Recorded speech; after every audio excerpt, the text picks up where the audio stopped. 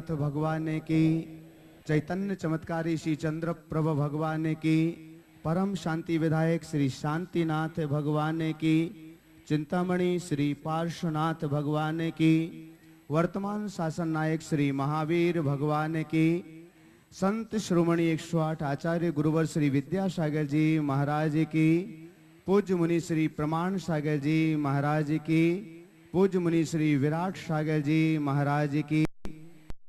बंधुओं, गुरु पूर्णिमा की पावन घड़ी में आचार्य विद्यासागर तपोवन वैशाली नगर अजमेर से शंका समाधान का यह कार्यक्रम देख रहे देश और दुनिया के श्रद्धालुगण तथा उपस्थित भक्तगणों का धर्म प्रभावना समिति अजमेर और सकल दिगंबर जैन समाज अजमेर हार्दिक हार्दिक अभिनंदन एवं स्वागत करती है।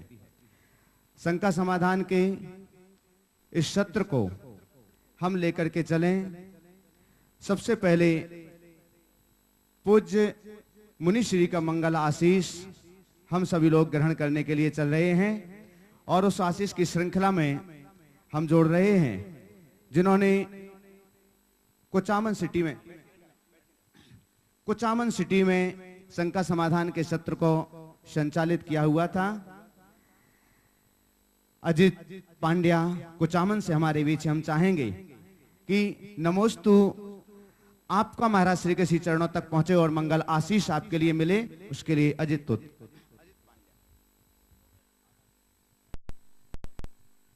बोलिए परम पूज्य आचार्य गुरुवर 108 श्री विद्यासागर जी महाराज जी की, परम पूज्य गुरुवर 108 श्री प्रमाण सागर जी महाराज जी की, परम पूज्य गुरुवर 108 श्री विराट सागर जी महाराज जी की। 4 पंक्तियां गुरु चरणों में समर्पित कर रहा हूं। मैं चाहूंगा सभी तालियों से मेरा साथ देंगे। गुरु चरणों में जो आया बड़ा आराम हो गया, गुरु चरणों में जो आया बड़ा आराम हो गया, कि बैठे बैठे ही मेरा तो सारा काम हो गया। और ये सच्चाई है, ये मेरा कुछ नहीं गुरुदेव, ये सब आपकी कृपा, ये मेरा कुछ नहीं गुरुदेव, ये सब आपकी कृपा, किया तो आपने गुरुवर और मेरा नाम हो गया, किया तो आपने गुरुवर और मेरा नाम हो गया। ये सच्चाई है कि आज हम जो भी पा रहे हैं सब गुरुदेव की कृपा है। इनके चरणों में जो हमने भक्ति की है उसी के पुण्य के स्वरूप हमको सब कुछ मिल रहा है। और गुरुदेव के प्रति हम 3 बार नमोस्तु करेंगे और गुरुदेव से ये प्रार्थना करेंगे कि गुरुदेव इसी तरह हमारा मार्ग प्रशस्त करते रहें। 3 बार गुरुदेव के चरणों में नमोस्तु करेंगे भावों के साथ। गुरुदेव तुमको नमोस्तु नमोस्तु, गुरुदेव तुमको नमोस्तु नमोस्तु, गुरुदेव तुमको नमोस्तु नमोस्तु। आइए शंका समाधान के सत्र को हम संचालित करें। आज से हम आपके साथ हैं। सबसे पहले इस सत्र की परंपरा के अनुसार उदारमना दानदातारों का स्वागत और सम्मान, जो आज अपनी चंचला लक्ष्मी का सदुपयोग करते हुए गुणायतन परिवार में सम्मिलित हो रहे हैं, जुड़ रहे हैं, हम उनके नामों की घोषणा आपके बीच करने जा रहे हैं। अपेक्षा होगी सभी दानदाताओं के दान की अनुमोदना प्रशंसा करने के लिए जोरदार करताल ध्वनि से आप उनका सम्मान करेंगे। आज गुणायतन परिवार में ऑनलाइन निर्माण निधि के रूप में जुड़ रहे हैं श्रीमती कुसुम लता जैन, धर्मपत्नी श्री मोहन कांता जैन अलीगढ़ से। जोरदार करताल ध्वनि से उनका सम्मान करें। श्रीमती सरोज जैन, धर्मपत्नी श्री दीनदयाल जैन भिंड से। श्रीमती रेखा जैन, धर्मपत्नी श्री मनोज जी जैन भिंड से। श्री अक्षय दिलीप जी जैन पुणे महाराष्ट्र से। आज यहाँ पर जो निर्माण निधि के रूप में गुणायतन परिवार से जुड़ रहे हैं, अगर वे यहाँ पर हैं तो अपने स्थान पर खड़े होकर के महाराज श्री के श्री चरणों में नमोस्तु करते हुए मंगल आशीष ग्रहण कर सकते हैं। जो भी बीच में आ रहे हैं वहीं से ही दर्शन करेंगे। राकेश जी पाटनी, मंजू पाटनी, नवीना आयुषी पाटनी, नवग्रह कॉलोनी, अजमेर, राजस्थान से सभी दानदातारों के लिए जोरदार करताल ध्वनि से सम्मान करें। बंधुओं, हम एक विशिष्ट दानदातार को आज यहाँ पर आपके सम्मुख आमंत्रित कर रहे हैं। महाराज श्री का मंगल आशीष ग्रहण करेंगे वो जो आज तक महाराज श्री का मंगल प्रवचन और शंका समाधान टीवी पर जिनवाणी और पारस चैनल के माध्यम से सुनते रहे, देखते रहे, लेकिन आज वे गुणायतन परिवार में सम्मिलित हो रहे हैं और आज मात्र इसीलिए वे यहाँ पर पधारे हुए हैं, आए हुए हैं, दिल्ली से हमारे बीच हैं। शिरोमणि संरक्षक के रूप में आज गुणायतन परिवार से वे जुड़ रहे हैं। श्री आशीष जी जैन सुपुत्र श्री किशन चंद जैन एवं श्रीमती संतोष जी जैन, मयूर विहार, फेज 1, दिल्ली से जोरदार जोरदार करताल ध्वनि के बीच हम उनके लिए यहां पर आमंत्रित करते हैं। और करताल ध्वनि इस शिरोमणि संरक्षक हैं, गुणायतन परिवार के सबसे बड़े सदस्य शिरोमणि संरक्षक। आपकी करताल ध्वनि ऐसी होना चाहिए कि मंच और यह पांडाल गुंजायमान हो जाना चाहिए। जब तक स्वागत की यह श्रृंखला चलती है तब तक आपकी करताल ध्वनि लगातार अनवरत जारी रहना चाहिए। आपके स्वागत के लिए हम यहां पर आमंत्रित कर रहे हैं श्री सुभाष जी जैन हमारे बीच हैं, सीओ गुणायतन से। अजय जी दनगसिया ट्रस्टी अजमेर से हमारे बीच हैं। अनिल संगीता सेठी किशनगढ़ से हमारे बीच हैं, गुणायतन के ट्रस्टी हैं, कृपया पधारें। पूरन चंद जी सुथनिया अजमेर से हमारे बीच हैं, जो ट्रस्टी हैं, कृपया पधारें। और आज जो शिरोमणि संरक्षक के रूप में गुणायतन परिवार से जुड़ रहे हैं उनका सम्मान करें। आपकी करताल ध्वनि लगातार अनवरत, तालियों का अवदान लगातार आप देती रहिएगा। बंधुओं, श्रीमती चंद्रकला जी पाटनी रांची से हमारे बीच हैं, कृपया पधारें। गुणायतन की मंत्री भी हैं और ट्रस्टी भी हैं। और आज जो नए शिरोमणि संरक्षक गुणायतन परिवार से जुड़ रहे हैं उनके लिए मेमेंटो प्रदान करके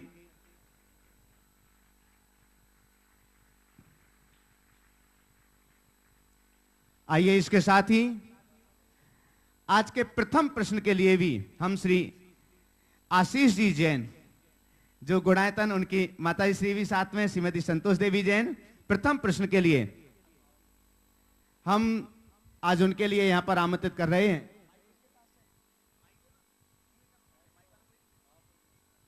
तब तक बंधु हम आपके लिए बतला दें, पूज्य महाराज श्री की पावन प्रेरणा से पावापुरी सिद्ध क्षेत्र पर आचार्य विद्यासागर भवन का निर्माण कार्य किया जा रहा है, जहां पर कमरों का निर्माण कार्य जारी है।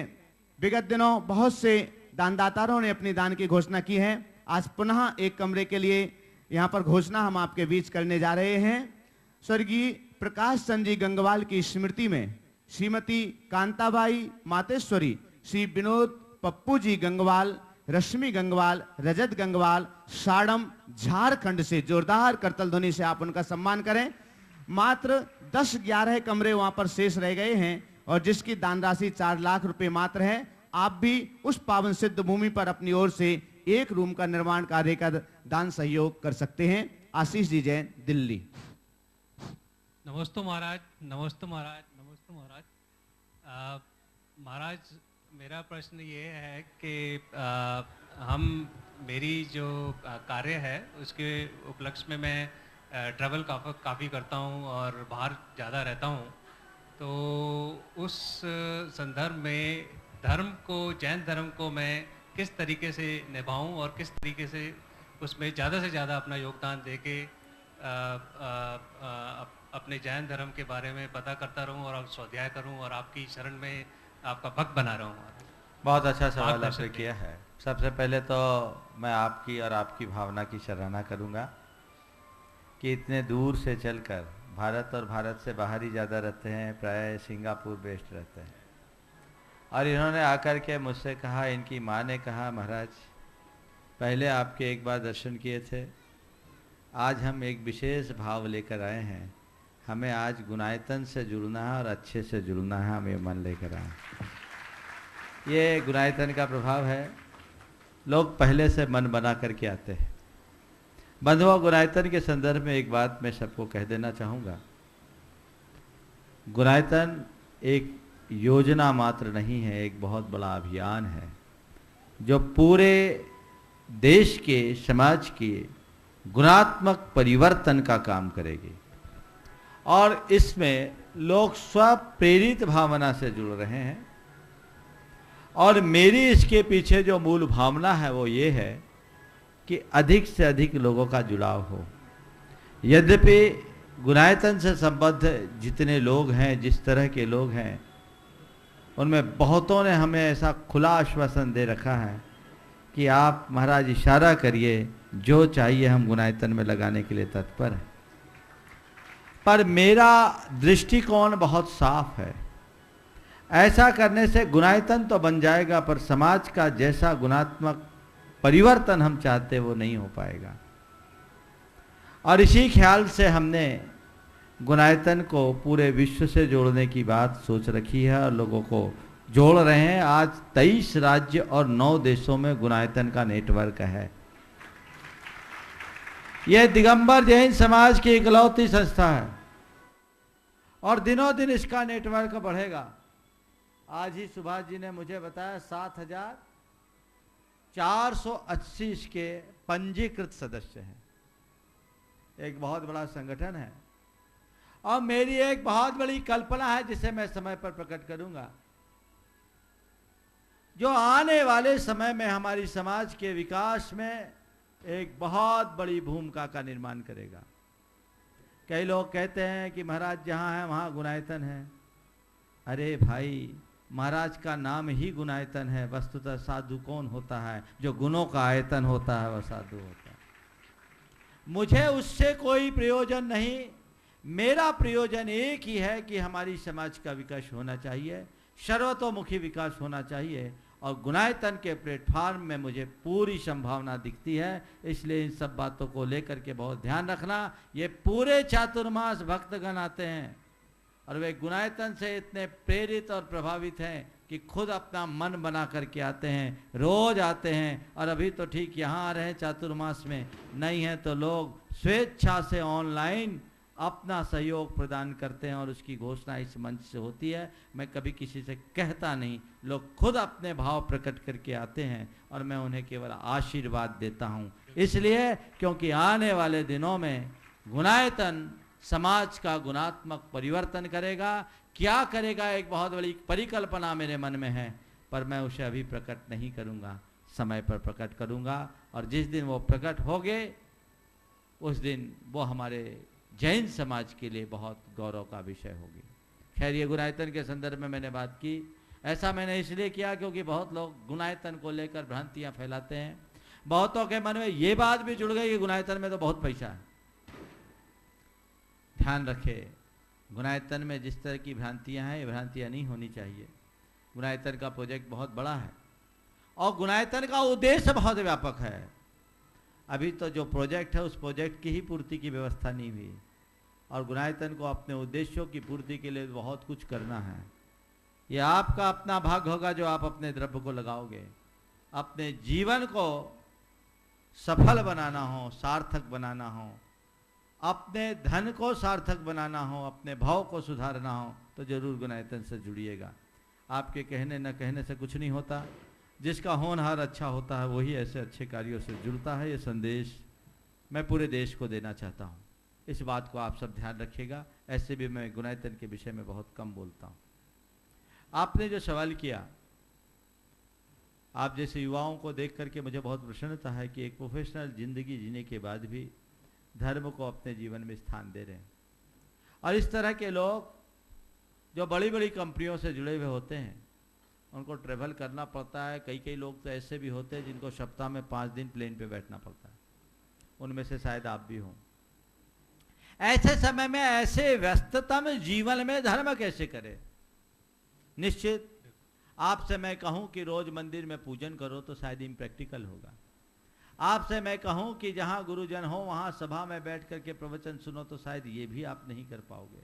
आपसे मैं कहूं कि हमेशा साधुओं के समागम में रहो तो शायद ये भी नहीं कर सकोगे, और आपसे मैं कहूं कि ये त्याग कर दो वो त्याग कर दो तो शायद आप ऐसा भी करने में अनुकूलता का अनुभव नहीं करोगे। लेकिन मैं आपसे कहता हूं घबराने की बात नहीं है, ऐसी स्थिति में भी आप धर्म कर सकते हो और बहुत अच्छे से कर सकते हो।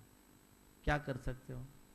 एक काम करो, जिस समय ट्रेवल कर रहे हो मौन ले लो, नमोकार जपो, तुम्हारा जाप हो गया, तुम्हारी सामायिक हो गई। तुम नियमित प्रवचन नहीं सुन सकते हो, मॉर्निंग वॉक के लिए निकले हो, अपने वॉकमैन में गुरु के प्रवचन को लगा लो, कान में लगा लो और ये कर लो जब तक मैं वॉक करूंगा मौन रहूंगा प्रवचन सुन लो, तुम्हारा धर्म हो गया। ठीक महाराज। ये संकल्प रखो कि मैं अधर्म तो बिल्कुल नहीं करूंगा, मद्यमांस मधु का सेवन किसी भी स्थिति में नहीं करूंगा, अपने कुल के गौरव के विरुद्ध कोई आचरण नहीं करूंगा। ऐसा दृढ़ संकल्प अपने साथ में रखो और जिस तरीके से धर्म कर सको करो। ध्यान रखना, मनुष्य की व्यस्तता धर्म में बाधक नहीं बनती, उसकी प्राथमिकता, उसकी प्रायोरिटीज उसे धर्म से दूर करती है। जिस दिन तुम्हारी प्रायोरिटी में धर्म आ जाएगा उस दिन सहज रूप से तुम्हारे मन में धर्म करने का उत्साह प्रकट हो जाएगा।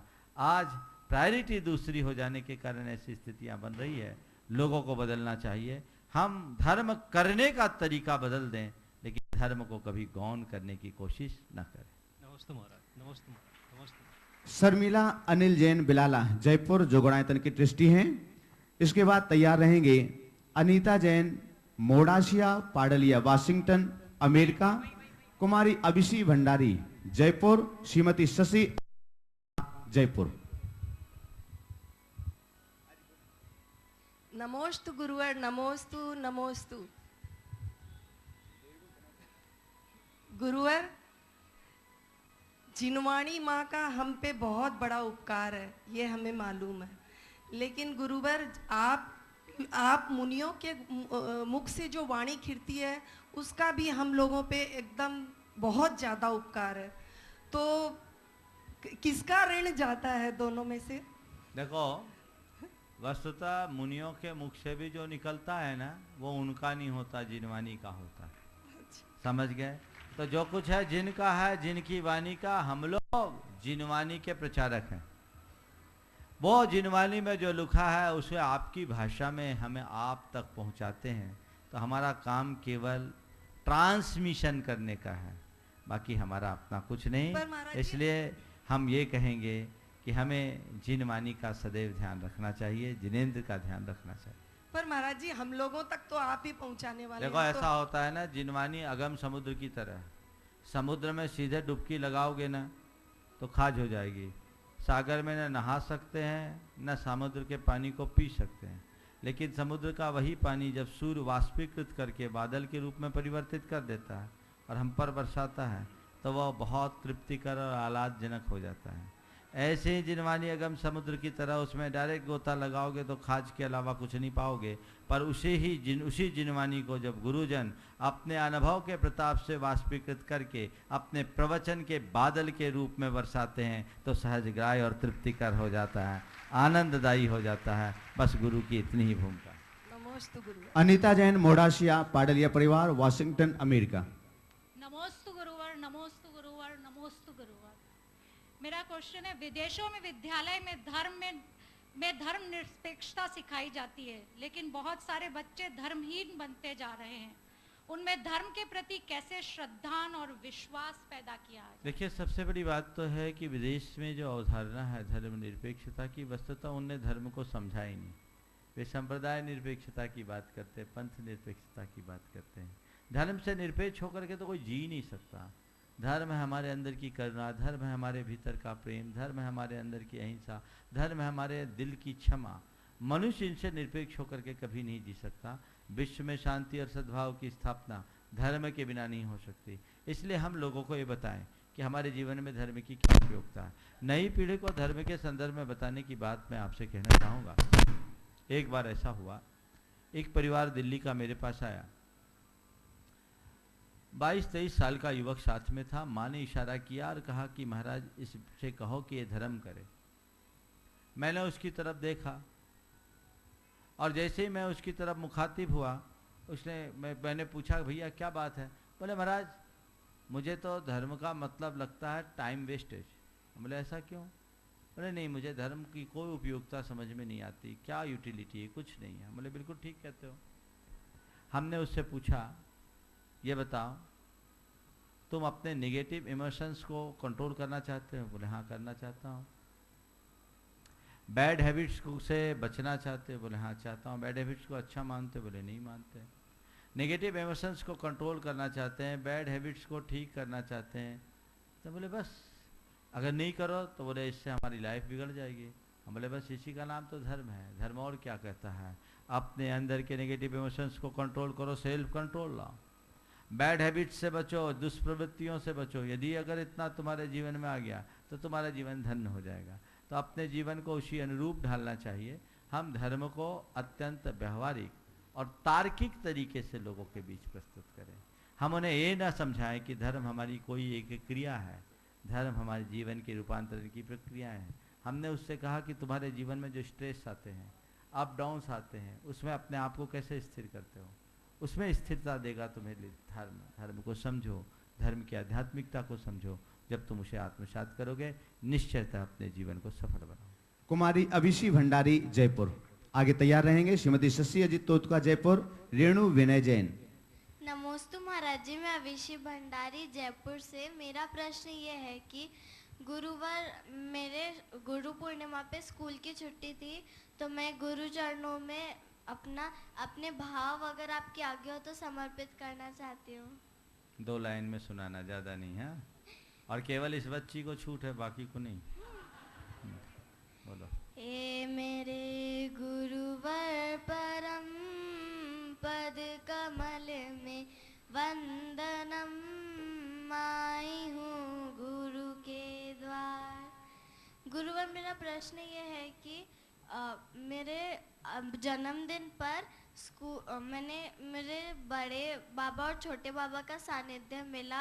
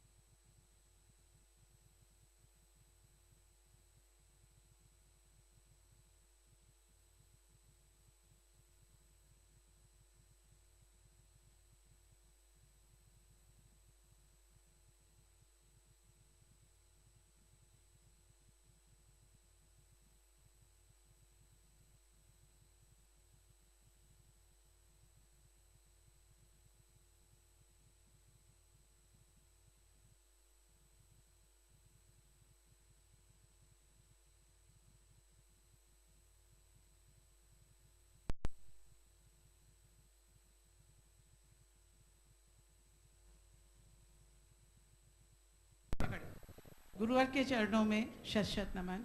मेरा प्रश्न गुरु पूर्णिमा से समर्पित है। हे गुरुवर, जैसे कि एक दिया अंधकार को एकदम खत्म कर देता है, उजाला हो जाता है, ऐसे ही एक शिष्य के गुरु आप हैं। हम ये चाहते हैं कि जो भी आप हमारा मार्ग प्रशस्त करते हैं, हम आगे बढ़ते जाते हैं, लेकिन फिर भी कई इष्ट अनिष्ट और कुछ परिस्थितियाँ ऐसी आती है कि हम वापस भटक जाते हैं। तो आप हमें कोई ऐसी किरण दें जिससे कि हमारा मन भटकाव में कभी ना आए। देखिए, पहली बात तो मैं गुरु नहीं, मैं शिष्य हूँ और अपने जीवन के अंत तक शिष्य ही बना रहना चाहता हूँ।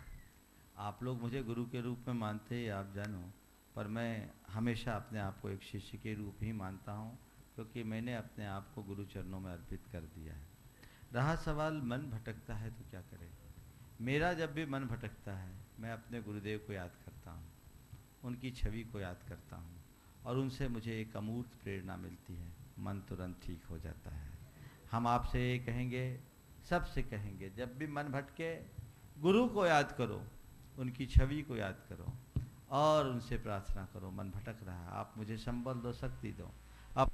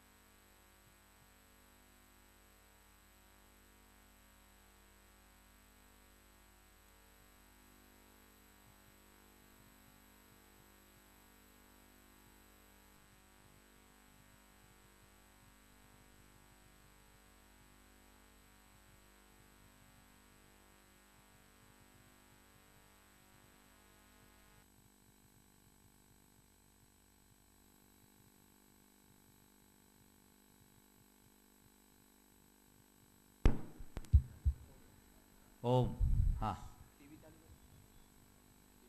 मैं आप सबसे कह रहा था, तो उस घड़ी में ये सब थोड़ी बहुत रुकावटें तो जीवन में आती है और इनको पार करने वाला ही अपना उद्धार कर पाता है, घबराना नहीं चाहिए। चलिए, तो मैं आप सबसे कह रहा था कि गुरु से जो प्रेरणा मिलती है उस पर हम तभी चल सकते हैं जब हमेशा गुरु को याद रखें, गुरु को दिए वचन को याद रखें, और अगर ऐसा हम करेंगे तो मन हमारा कभी नहीं भटक सकेगा। नमस्ते। जिनेंद्र जैन पुत्र दिलीप जैन गुड़ाईदन से।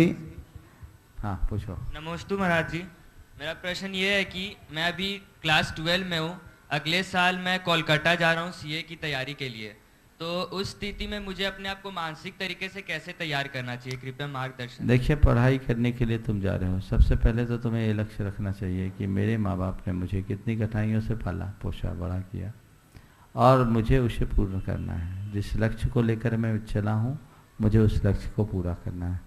मेरा पहला लक्ष्य पढ़ाई का है और मुझे अपना टारगेट अचीव करना है और उसके लिए हार्ड वर्क करना है। फिर जाओ तो कुछ संकल्पों में बंद करके जाओ, क्योंकि अभी तक तो तुम 12th में हो, घर परिवार में हो, अच्छे वातावरण में हो, और स्कूल और बाहर के इंस्टीट्यूट्स के माहौल में अंतर होता है, संगति बदलती है। अपने आप को ये ध्यान रखना है कि मुझे अपने संस्कारों को नहीं खोना है, अपने लिमिट्स को क्रॉस नहीं करना है, कुसंगति का शिकार नहीं बनना है। जिस उद्देश्य से मैं जा रहा हूँ उस उद्देश्य की पूर्ति करना है, और जब तक अपने लक्ष्य में सफल ना हो जाऊँ चैन से नहीं बैठना है। अपनी मानसिकता को इस तरीके से बना करके चलोगे, निश्चित जीवन में सफल हो। अर्पित गुंगरावत। नमोस्तु गुरुदेव। गुरुदेव, निधत्त और निकाचित कर्म क्या होते हैं, इनका बंध कैसे होता है और क्या ये फल देते हैं या अथवा इनका कुछ नाश हो सकता है? देखिए, निधत्त निकाचित कर्म कोई अलग से कर्म नहीं होते हैं, ये सब कर्म में होते हैं। कर्म के 10 करण हैं, 10 अवस्थाएं हैं। निधत्त और निकाचित के विषय में लोगों की अवधारणाएं बड़ी भ्रांत है। 10 करण हैं, 10 करण बंध से लेकर के निकाचित तक के 10 करण हैं। उनमें निधत्त और निकाचित करण भी है जो पुण्य पाप सभी कर्मों में होता है। निधत्त कर्म का मतलब होता है ऐसा कर्म समूह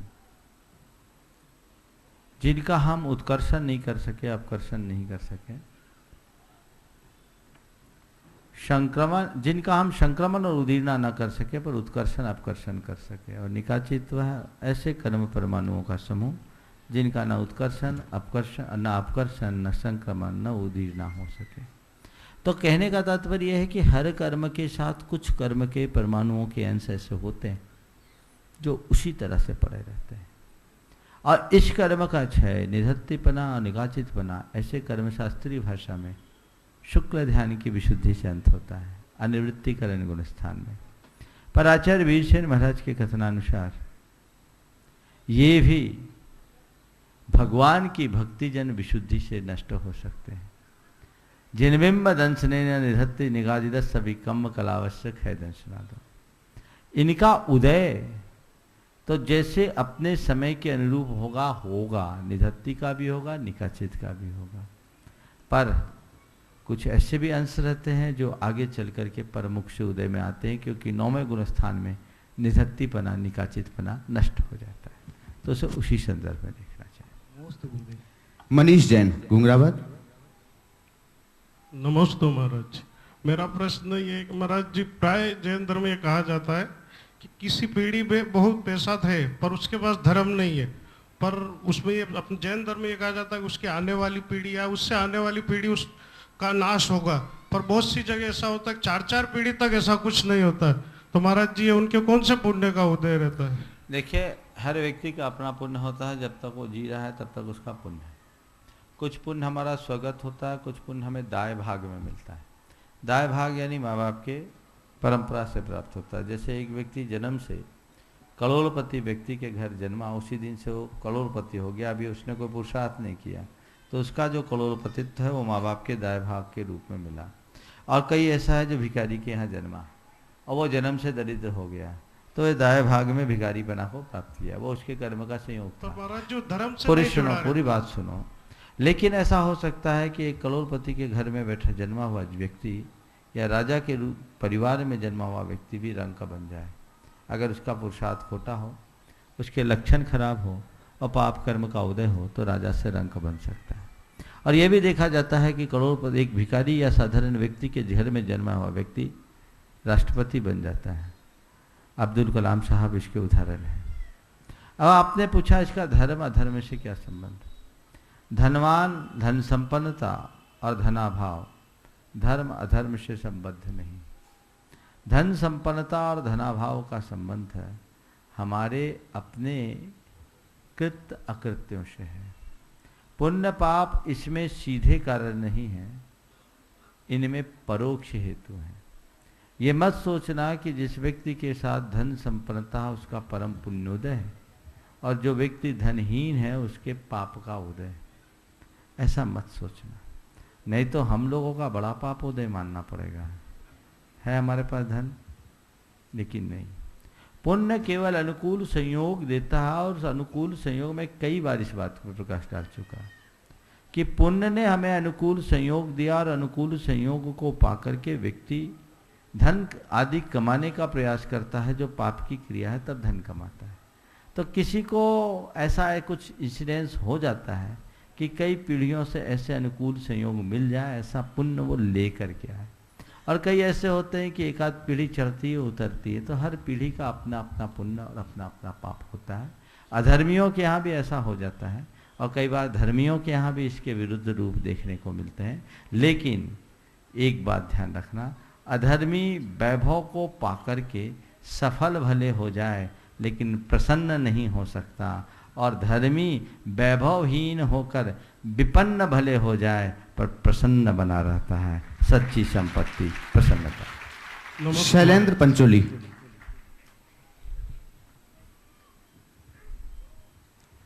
आगे तैयार रहेंगे आगे श्रीमती चंद्रकला जी पाटनी, रांची। अजय जैन, गुना। मेरा प्रश्न यह था, मैंने कोई नियम लिया है 365 दिन शांति, बड़ी शांति धारा करने का।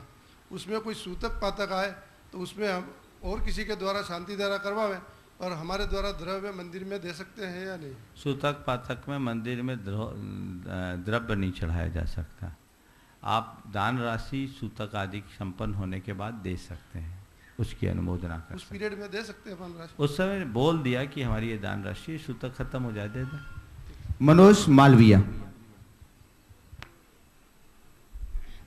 श्रीमती चंद्रकला जी पाटनी, रांची।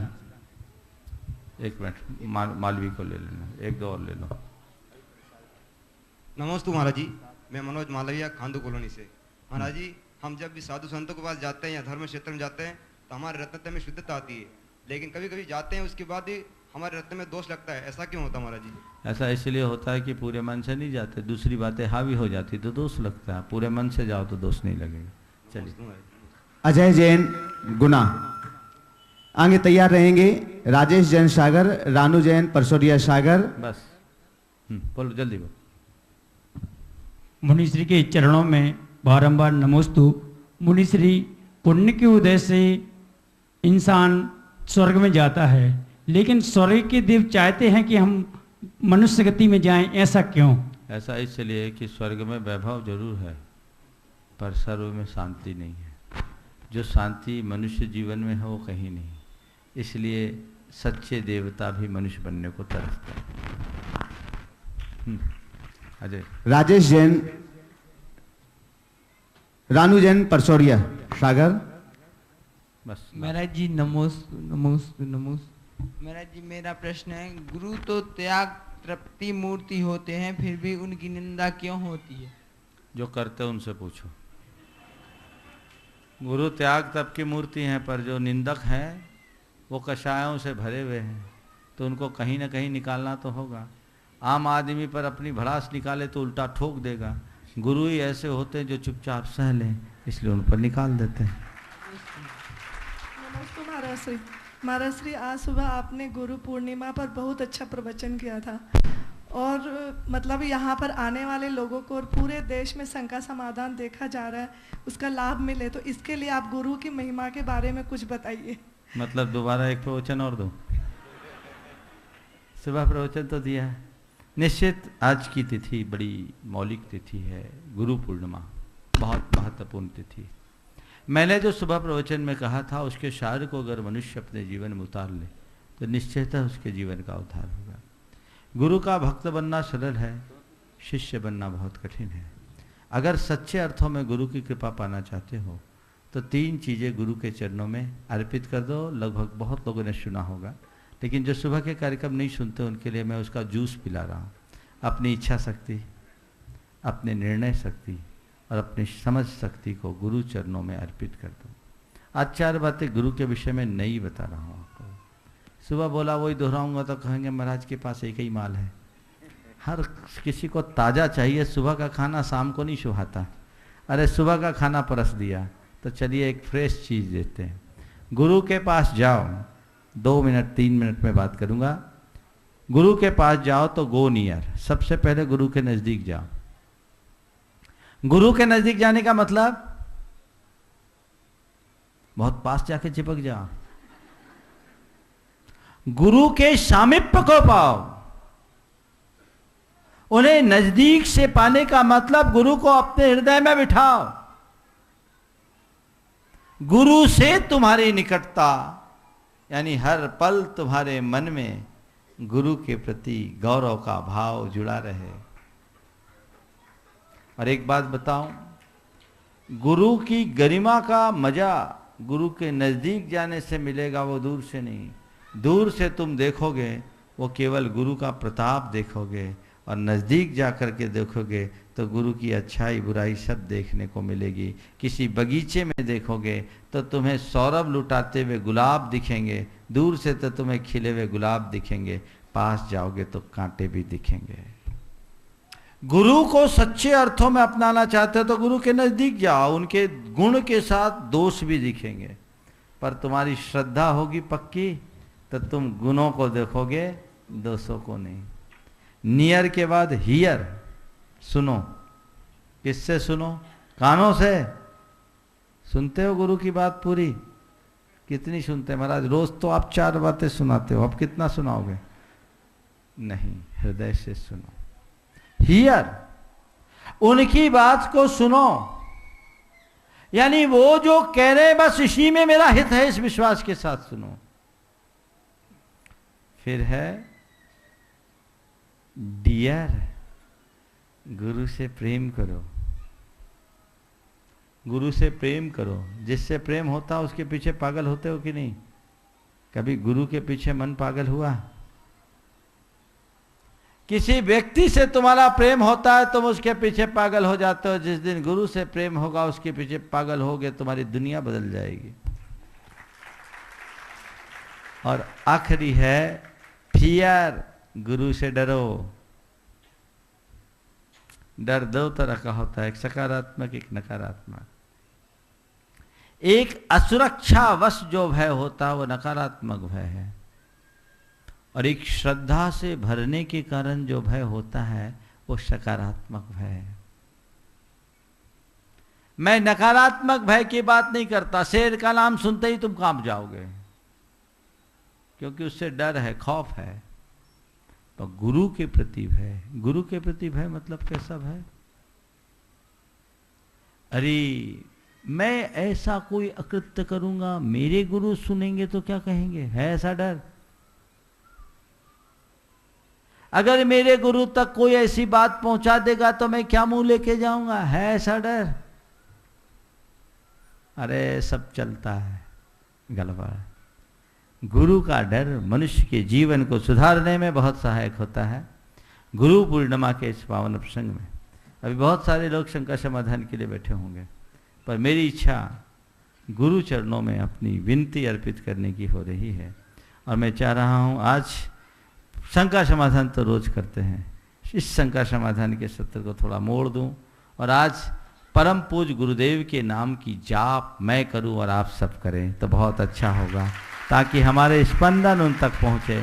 और जो लोग अपने घरों में बैठ करके हमारे अपने इस कार्यक्रम को देख रहे हैं, वे भी गुरुदेव को याद करेंगे, बहुत अच्छा होगा। और मैंने आप सबसे कहा था कि प्रतिदिन आप लोग एक नमोकार की माला इस मनोभाव से जरूर फेरे कि गुरुदेव का पदार्पण उनकी 50वीं दीक्षा जयंती के अवसर पर राजस्थान और अजमेर की धरती पर हो। ताली बजाने से काम नहीं होगा। 3 दिन 4 दिन हो गया, 6 तारीख को, मैं 9 तारीख को बोला था। कितने लोग हैं इस सभा में जो रोज एक माला फेर रहे? थोड़ा हाथ उठाना। महिलाओं में सब है, पुरुषों को गुरु को नहीं बुलाना। 10% नहीं है। लक्षण सुधारो तब गुरु आएंगे, केवल जय जयकार करने से नहीं आएंगे। इसलिए आज से फिर एक नमोकार मंत्र की माला फेर के ही हम सोएंगे। जब तक गुरुदेव के चरण राजस्थान में न पड़े, हमारी ये माला निरंतर चलते रहेगी और तुम्हारी माला ही तुम्हारे गुरु को यहाँ ला पाएंगे। तो 9 बार मैं गुरुदेव का स्मरण कर रहा हूँ, और उसके बाद अगर समय बचा तो एक प्रश्न है, ईचल करण जी वाले को बुला लेना, पहले से आ जाओ, तैयार हो जाओ। ओ हाँ अजी। ओम ह्रीम गुरुवर विद्यासागर मुनीन्द्राय नमो नमः। ह्रीम गुरुवर श्री विद्यासागर मुनीन्द्राय नमो नमः। ओम ह्रीम गुरुवर श्री विद्यासागर मुनीन्द्राय नमो नमः।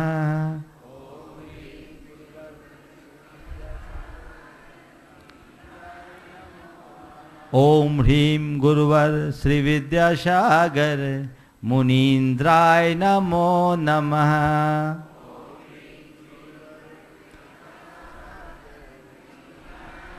मुनीन्द्राय नमो नमः। ओम ह्रीम गुरुवर श्री विद्यासागर मुनीन्द्राय नमो नमः। ओम ह्रीम गुरुवर श्री विद्यासागर मुनीन्द्राय नमो नमः।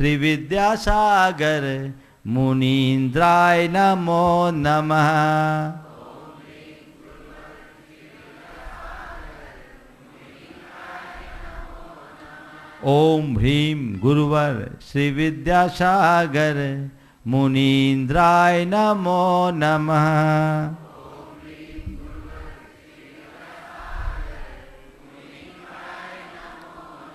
ओम ह्रीम गुरुवर श्री विद्यासागर मुनीन्द्राय नमो नमः।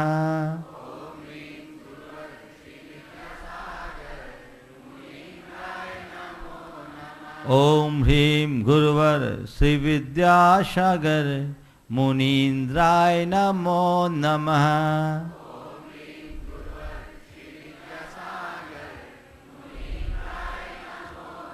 ओम ह्रीं गुरुवर श्री विद्यासागर मुनीन्द्राय नमो नमः।